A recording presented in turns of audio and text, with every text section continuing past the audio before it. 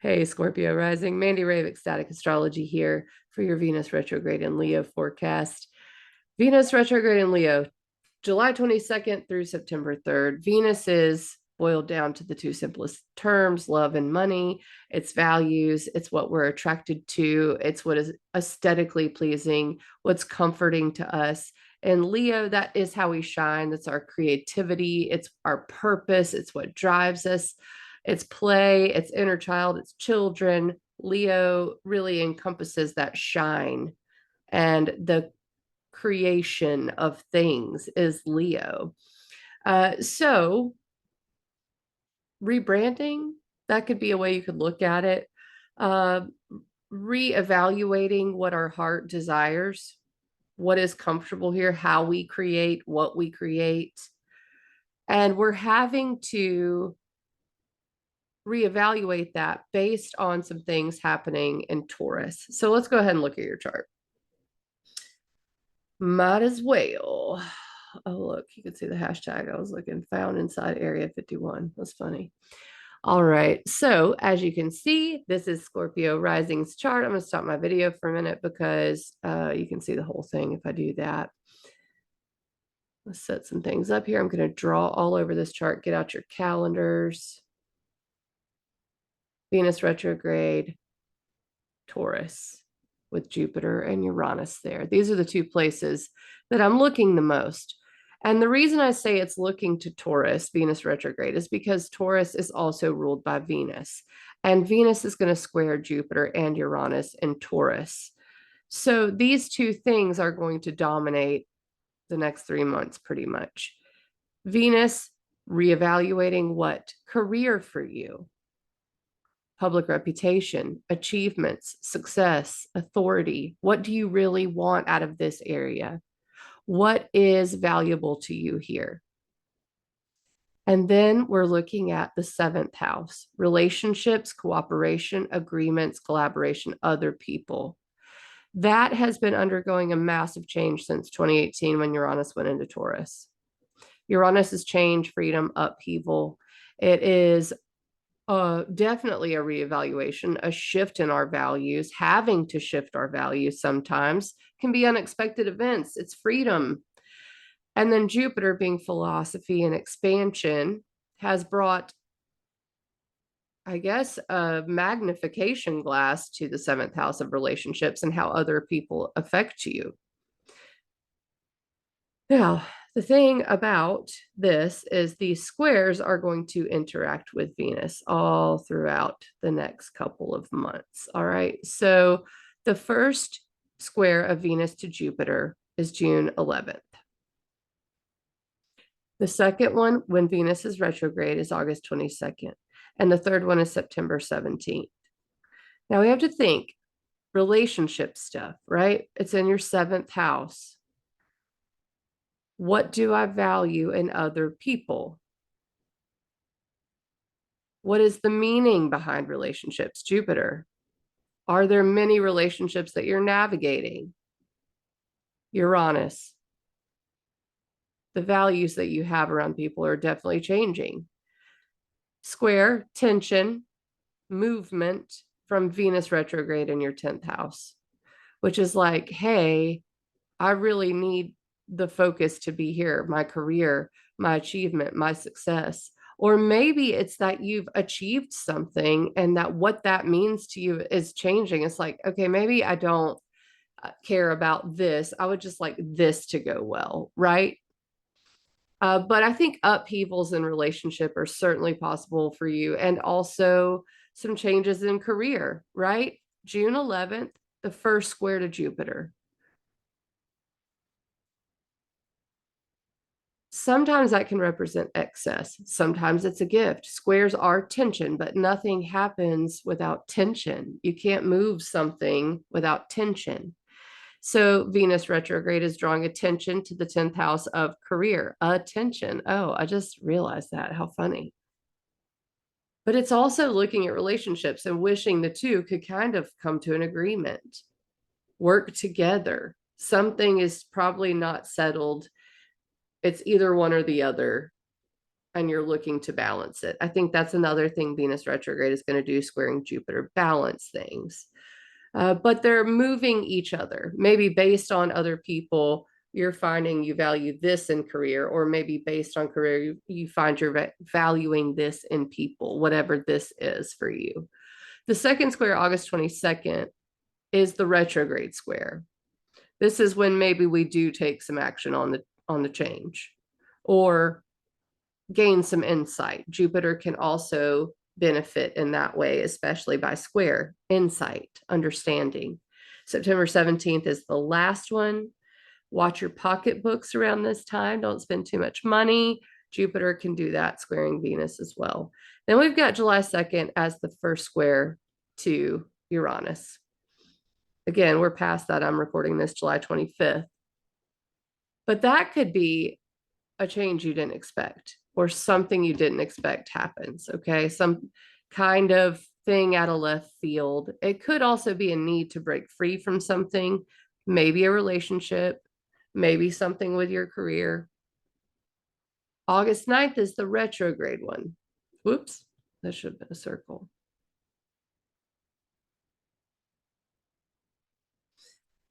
So with the retrograde one, Venus is reevaluating, right? Well under that. So something that happens in the relationship area could affect what you do in the career area, or what you decide is what you want creatively, your heart, how you want to be seen. Rebranding. September 29th is the last one. That should clean it up, finish it out. But those three peaks could be some unexpected events. Look back to July 2nd, look back to June 11th. Now, the Jupiter stuff is not necessarily unexpected. Jupiter expands, Jupiter is excess by square. So it's really Uranus peaks that you need to look at for that. And it's going to be between career relationships. And I'm just saying those keywords to shorthand it because y'all are my 8th video. And I think I'm starting to trip over my words and stuff. That's okay. Other considerations. Here we go. North Node in Aries, that's your 6th house. That's everyday life, work, routine, health, habits. The North Node is an eclipse point. Right there. Health, habits, routine, sometimes pets. This is really how you want your everyday life to go. The North Node develops. It is the head of the dragon. You are putting in a lot of energy there. Maybe it's busyness. Maybe it's just getting what you want out of this area because it's Aries. Aries is going to push for desires for sure. It's Mars ruled. So the 6th house takes on a lot of significance. The South Node is in your 12th house, which is spirituality, subconscious. You are leaving that behind in some way. So maybe you are getting rid of a pattern or a way of thinking, or something else spiritual to you. What is spirituality to you? It's also letting go of maybe the need to retreat or be inward. Maybe it's being more social now. I think that could be the case. Getting less relaxation, more busyness. Getting a hold of reality, that's the eclipses for you. The South Node in Libra is ruled by Venus retrograde. So Venus retrograde is going to have a little reverberation here in your 12th house. You may encounter a situation in which you feel like you just want it to be easy, right? Like, oh, can't it just be easy? Probably recently. So I find that interesting. And they're sextile and trine. That's what I just drew. So they're supported by Venus retrograde. So maybe your daily life takes a turn for the way you want. Venus is, gifting the North Node, and opportunistic sextile with the South Node, what you're letting go of. This is the realization that you got to do it differently, pretty much. All right. So we also have Saturn and Neptune here in your 5th house of romance, inner child, and children. Saturn is a beast, man. Saturn wants you to work for things. Saturn brings obstacles sometimes. It's a foundational planet. And in the fifth house, that is maybe sometimes I'm not having a good time, man. Saturn's in my fifth house. Um, you know, it could be that. It could also be, I feel the need to have kids, or I really want to create something, and creating that thing is a lot of work. That's a fifth house topic as well. But Saturn is asking for mastery of this area. Okay, so Neptune's there. Neptune's an outer planet. Its orbit's pretty long. So Neptune's, I guess it's not so palpable unless something is transiting it, but it is illusion. It can be imagination, it's spiritual connection, it's boundaryless. That's Neptune in your fifth house. Now, the fifth house is the house of good fortune. So whenever I think of Saturn and Neptune there, I think of all of the possibilities that your imagination can come up with can be made into material form with Saturn here. Okay, that's how I choose to look at Saturn. It's work, but it can happen. And then the other thing is Mars right now and Mercury retrograde are in Virgo opposite to Saturn and Neptune. Mercury later, Mars now. So I'm going to draw, I'm stamping for Mars, Mercury, and the Sun. I have to draw them because they move too fast. So I'm just getting, that's Mars. The X is Mars. Okay. Mercury is the question mark. Mercury right now is in Leo. And the Sun is a circle. And right now the Sun's in early Leo. Okay. I should have made that bright yellow because it's the Sun. Sun. There we go. Trippy Sun. Okay. So I've got all the planets placed, and we can look at Mars now. Mars in your 11th house. This is networking, goals for the future, friend groups. It is leadership. Mars is putting a lot of maybe stress there. And I say that because it opposed Saturn on July 20th. And that was like really rough, man. That was rough for me. I did not like that July 20th date, Mars opposing Saturn. A lot of people didn't, that I heard of. So Mars pushing for, I have this goal, Saturn saying no from your fifth house, not so fun. And I point that out because soon Mercury will do the same thing. That's how you think, how you talk. And then the Sun will do that. And I'll hit on those 3 dates when I go through the dates. So this Mars opposition to Saturn is important to know about. And also, eventually, the Sun will move into Virgo and rule Venus. So it's good to just look at this, and know about it. Okay, let's start with the dates. I think I hit on everything.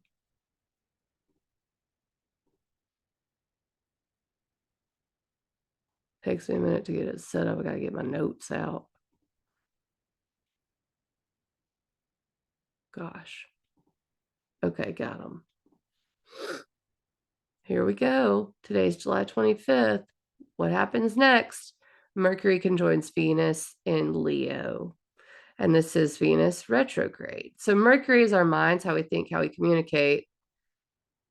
Venus retrograde is maybe a reevaluation of what we want. So our minds are on that. It's fair to say it's on relationships and money too, with it being Venus, but that's an important day in order to understand the theme of Venus retrograde in your 10th house of Leo. Okay. Then we've got July 28th. I'll go ahead and write this up here because it's important as well. July 28th, we got Mercury in Virgo. It's important to note Mercury rules Virgo. Whenever anything's at home, it's like if you're looking at this like it's chess, Mercury comes into a strong position. But what happens is Mercury is going to go retrograde there. All right. Mercury is the question mark. I forgot to tell you all that. Or maybe I did. Okay, so July 28th, Mercury in Virgo. So as soon as it goes into Virgo, it's almost, very shortly after that, it's going to oppose Saturn. This is the next date I want you to know. Let me make sure I'm not missing anything. Okay, yeah. So the swath of good dates, we're going to say July 29th through 31st is good. Thumbs up. Because the moon is a heart, by the way. The moon's in your second house of finances, Sagittarius. This is the 29th specifically. It's going to trine Venus retrograde in your 10th house. Maybe a change of fortune happens. Can you imagine? Venus trine your north node in your 6th house of work, daily life routine, and health. Trine the moon. It's a grand fire trine. This looks fortunate. And then if you look at the 30th and 31st, we have a little something different going on because it's not a grand fire trine. Now it's a grand earth trine between Mars, the orange X, Jupiter, and the moon is going to be here in Capricorn. Now, this is your 11th house of goals, friend networks, large groups of people. It's all written here. 11th house, right? Oh man, I'm messing up, y'all. I'm messing up. I've got everything open and I don't want to open. Yes, right here, 11th house. I had something blocking that. I couldn't even see it. Maybe I should have paused. It's a grand earth trine we're talking about. Earth is about grounding, and sometimes you have to ground yourself, you know? And I think this is a date that we might do that. 11th house of friend groups, networking, Jupiter in your 7th house of relationships, moon in 3rd house, communication, and local community, siblings is another one. So those 2 dates are the 30th and 31st. And I think that's going to be nice. Mars trine Jupiter, you're getting stuff done. People are helping you, perhaps. Jupiter is a benefic. Mars is action. You're getting your goals taken care of. There's movement. Yay. But August 1st is a wah, wah, wah. Truly it is. It's a full moon in Aquarius. And it's also Mercury opposite Saturn. And this happens August 1st. All right. So Mercury here in Virgo in your 11th house of goals, opposite Saturn. So that, you know, movement forward we got from the 29th through 30th may be paused on August 1st. Okay. It's, I mean, Mercury opposite Saturn, obstacle, Saturn 5th house, children. It's just, ugh, I don't really like it.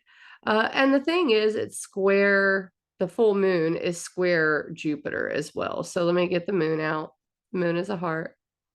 Full moon in your 4th house of home and family, square Jupiter in your 7th house of relationships. This looks like it could be a highly emotional time. So I would definitely, you know, do some self-care. You know, it's missing over here is Scorpio. There's nothing there. So that's my identity, myself, self-care. I also think, oh, spending time. Yeah, gosh, self-care is like the order of the day here. Okay. So we're going to do August 6th, Sun square Jupiter. 10th house career, 7th house relationships. This is looked at as excess. I would say a square is tension. Something's moving based on relationships and career around this time. Now, Sun and Jupiter can be about people overdoing it with attention and things like that, or being self-serving or too giving, depending on which one's winning out here. So that's August 6th through 8th.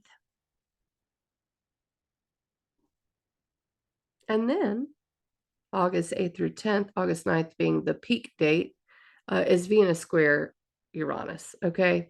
So we're talking about over here.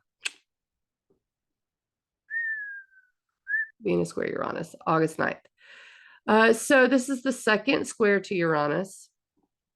This is retrograde square. This is the shaken up point. So do you see how I feel like I'm, you know, kind of just beating my head against a wall because it's the same things over and over. The sun was just square Jupiter there.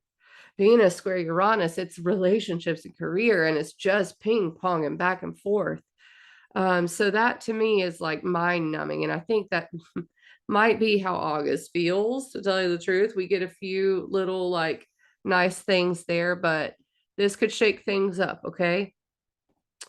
Then we get the Venus star point. This may be a nice, point in the whole thing because it is a time when there is an awareness. It's called an audience with the king. It is a Venus cazimi is what it's called. Venus and the sun come together at 20 degrees of Leo and give you a gift here in your 10th house of career. That's how I look at it. I love it. You can track it 2015, 2007, 1999, 91, 83 were all Venus retrograde in Leo. So you can check out those dates and see if they reverberate at all. But this Venus star point is at 20 degrees of Leo in your 10th house of career, public reputation, and all of the other things listed. Now, August 15th through 17th may also be positive because it is Mars trine Jupiter. Mars in your 11th house of goals and networking and friend groups and future, trine Jupiter in your 7th house of relationships. So maybe something helps you, right? Oh, and I meant to say August 8th was Mercury trine Jupiter. So yeah. See, it just keeps moving and moving. But this one is, let me just type this up. Mars trine Jupiter because it's 3 days. August 15th through 17th, Mars trine Jupiter. We have a get up and go with a Mars trine Jupiter. Like we are doing the thing. And for you, it's goals, it's networking, it's people, you know. All right. So then August 16th, right in the middle of this, which is cool, but maybe weird, is new moon in Leo. No, yeah, new moon in Leo. Square Uranus. Okay. Again, career, relationships. The moon's over here. Let's get the heart out. It's square Uranus. At the same time, Mars is trine Uranus. Wow. What a mixed bag. The new moon's like, hey, you got to change something and it's going to feel stressful, the need to change it. But Mars is like, hey, just look at your goals, look at your networking. That's going to help you cope with it, kind of a thing. All right. Now we got August 22nd, Venus square Jupiter. Again, right here, August 22nd. Venus square Jupiter, second time. Venus is retrograde. It is reevaluating career, trying to figure out what it wants to do. Also looking at relationships and what those mean to you and how to maybe get some that are more abundant, right? More open, more better luck. I mean, Jupiter, come on, hopefully this is an awareness of what needs to change, what needs to shift, where your heart wants to go, especially with regards to career and relationship and how the two relate. So then we've got August 23rd. Oh, this day. Whew. All right, I'm going to erase the sun. Can't say that very often. August 23rd. Sun moves into Virgo and Mercury goes retrograde. Stations retrograde, whatever you want to say. Whatever you want to say. All right, so we're going to redraw the sun here in Virgo, 11th house of networking and career. And then we're going to put Mercury as a bunch of question marks. Mercury just don't know. It is rethinking the goals, maybe shifting something. And now Venus retrograde is looking to the sun in Virgo for more information. Like, okay, I see if I want to do this with my career, I need to change this group and maybe market myself to a different group. I speak in business terms, so they're the easiest to understand and the least personal, so I don't like give a crazy example. So it's easy to give an example of that. Just apply that to whatever's going on. If it's a relationship, pretend it's a business. Always a good idea to do that. Okay. And just see how you feel. How would you treat it if it was a business? Not to be cold or callous, but to have perspective, some perspective. So Mercury goes retrograde, Sun moves into Virgo, all 11th house. Down here, 11th house. Whoops, question mark. Yes, it is a question mark there. 11th house, Mercury retrograde, Sun in Virgo. Now what comes? Mars trine Pluto. Goodness gracious, y'all. Mars trine Pluto. That is another empowering situation, I think. So Pluto's in your third house of communication. Oh, I didn't mean to erase you. Pluto's in your third house of communication, thought processes, decision making. Your mind is like really being empowered right now. Local community as well. Mars in your 11th house of goals and networking is working with Pluto. So you are able to speak your mind and speak it well and articulate and maybe make some power moves, right? So that is August 25th.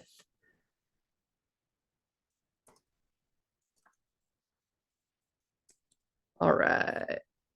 Very good. Now we have August 27th, Sun opposite Saturn. Boo. All right, don't forget, July 20th was Mars opposite Saturn. August 1st was Mercury opposite Saturn. August 27th is Sun. Mars, Mercury, and the Sun just boom, boom, boom, opposing Saturn. This is your 5th house of children, inner child, love, romance, fun, creativity. What else can I say? It's so nuanced in Pisces too, I have to say. It's nuanced in Pisces. So what else is going on? Mars enters Libra, same day, August 27th. All right, let's put Mars over here, smack it in Libra. Mars in Libra. All right, this changes the landscape too, because the North Node is ruled by Mars. Mars is in Libra now, your 12th house.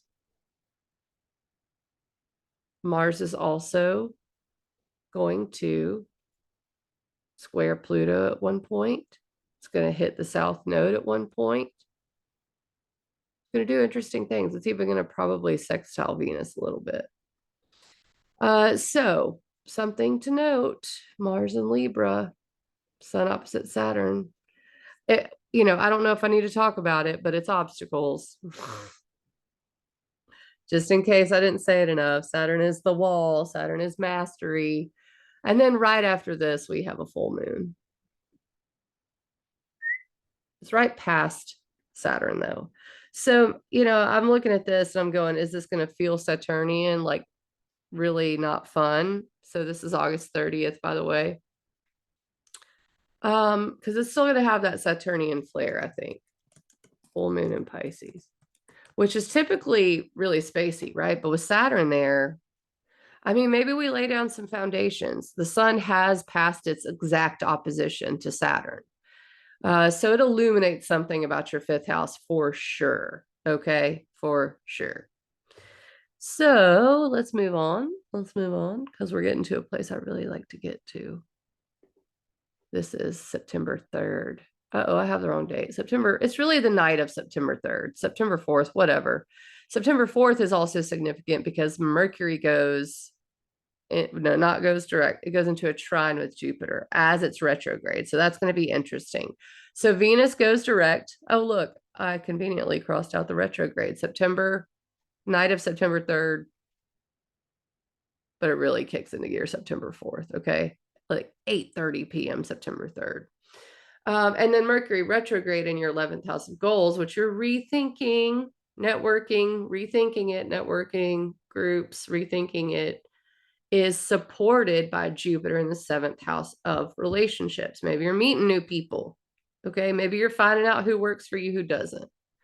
All right. So that is September 3rd and 4th. Okay. And then Mercury Cazimi trine Jupiter September 6th. So basically September 4th through 8th is filled with trines to Jupiter. You have Mercury, then you have the Cazimi, which is pretty close to exactly trine on September 6th. So that's Mercury and the Sun together, an audience with the king. Our minds are receiving a message. trine Jupiter in our 7th house of relationships. And then September 8th, the sun trines Jupiter. So you get these hits of sun trine Jupiter, these really supportive trines to this really great little planet. It's a big planet. Now, September 14th is also really exciting. We have new moon in Virgo, trine Uranus. That's going to be nice. We're going to change. And Mercury direct. Mercury goes direct on September 14th, everybody. Yay. All right. So Mercury's direct. That's why I erased all those crazy question marks. And there's a new moon in your 11th house of goals, networking, groups. Say it over and over again.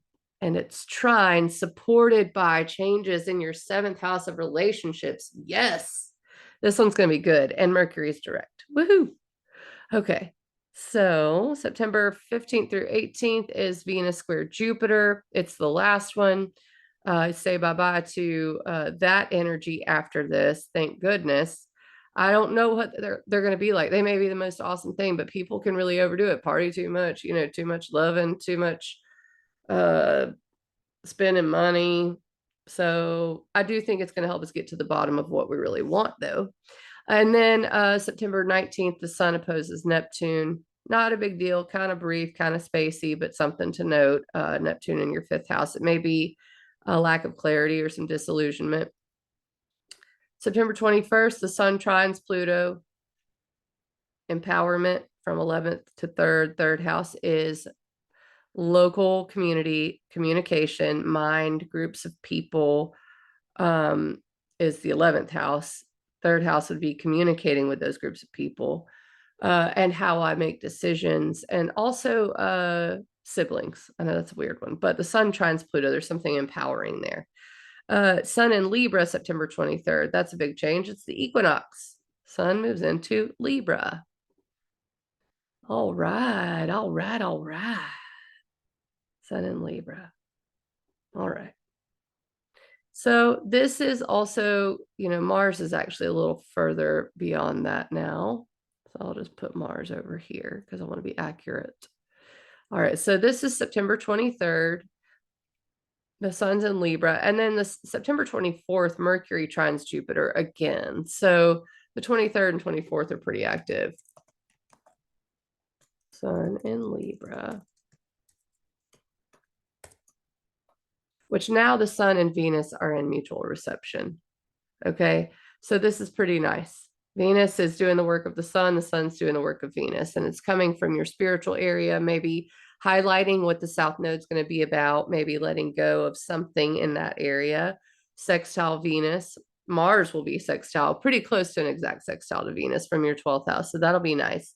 And then we've got September 24th, Mercury trine Jupiter direct from 11th house networking.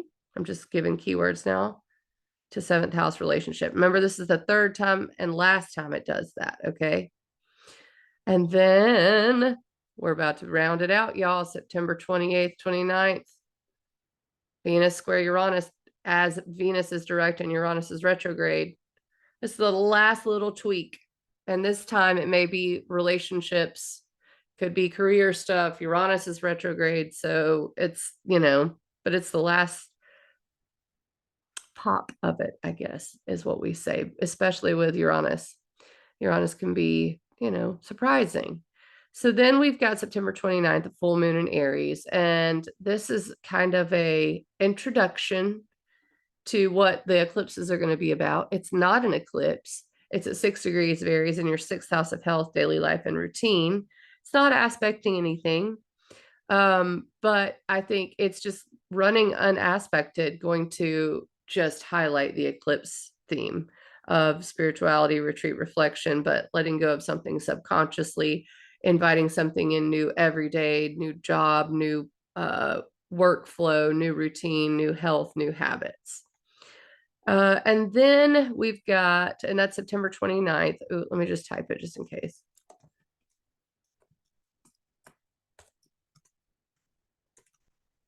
And then October 1st through 3rd, you've got Venus trine the North Node, sextile the South Node with Mars there, pretty much. Mars is pretty much right at the South Node, October 1st through 3rd. And yeah, Mercury trines Pluto around that same time on the 29th. Got Mercury in Virgo trine Pluto. Interesting. I'm sorry, on the October 2nd. All right, so October 1st through 3rd. Sometimes it's hard for me to get a hold of it too. Venus trine nodes, or Venus support nodes, let's put it that way, from your 10th house of career. So I could see something new with career coming in here for you. And Mercury trine Pluto from your 11th house of goals and groups of people to your 3rd house of communication, all throughout that time frame. All right, and now we come to October 7th, which is Venus is finally at the last degree. It's out of shadow at the anaretic degree of Leo. This is when we wrap it up. October 9th, Venus moves into Virgo and pretty much immediately receives an opposition from Saturn. So that can be a little lame, but we'll talk about that in the next video, because October 9th, Venus moves into Virgo, and that's the end of this one. We're going to come back with a second video. I guess I'll just the royal we. If you have any questions, leave some comments, or go visit ecstaticastrology.com, and you can book a session or email me or whatever. And thank you very much for listening. Like, share, and subscribe if I didn't say it already. I'll be back before Venus opposes Saturn. Promise. All right, see, catch you guys on the flip side. I almost forgot my catchphrase. Okay, it's 7:30. This is the last one I'm doing tonight. I'm going to do the rest tomorrow. So good night, Scorpio risings. Mwah.